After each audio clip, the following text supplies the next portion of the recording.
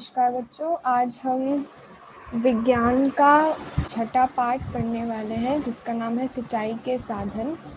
और ये पाठ अभी हम शुरू करेंगे, लेकिन उसके पहले मुझे ये जानना है कि आप लोगों को विज्ञान का मतलब पता है कि नहीं, क्योंकि विज्ञान एक ऐसा हमारी जीवन का पार्ट है जो कि हमें हर मोड़ पर हमारा साथ देता है और हमें उसकी ज़रूरत होती है।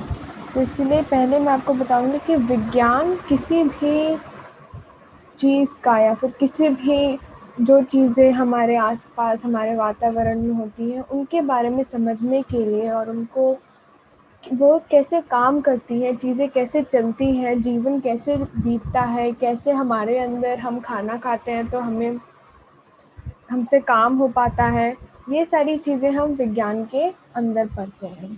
और आज का पाठ का नाम है सिंचाई के साधन। तो सिंचाई का मतलब होता है कि आपके पास कोई गांव है, कोई खेत है, गांव के अंदर खेत है और आपको अपने खेत को अच्छे से उगाना है, तो आपको उसे सही वक्त पर सही तरह से हमेशा आपको उसे पानी देना पड़ेगा किसी एक पानी के साधन से। तो वो जो हमारा तरीका होता है या फिर जो हम उसे पानी खेत को देते हैं, वह सिंचाई के अंदर आता है।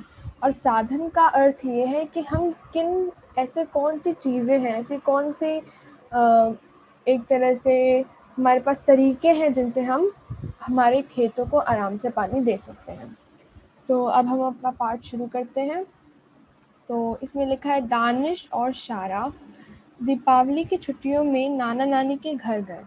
एक दिन वे दोनों घूमते हुए खेतों की ओर चले गए।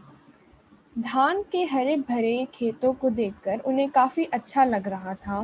थोड़ा आगे बढ़ने पर उन्होंने देखा कि सारे खेत हरे भरे नहीं थे। कुछ खेतों की जमीन सूखी थी।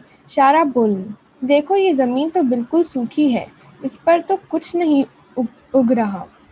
दानिश बोला, ठीक कह रही हो। शारा बोली, जब हम गर्मी में आए थे तब भी खेत सूखे थे, जमीन में दरारें पड़ रही थी। दानिश ने कहा, लेकिन तब तो कुछ भी हरा नहीं दिखता था, सिर्फ कुछ पेड़ थे। तो इस से हमें ये पता चल रहा है कि दानिश और शारा ये बात कर रहे हैं कि कैसे पहले खेत में हमारे पास हरे भरे सारे हमारे खेत हुआ करते थे। और इसी के साथ अब हम मिलेंगे अब अपने अगले पाठ के लिए। और अपना ध्यान रखिए और पढ़ते रहिए अच्छे से।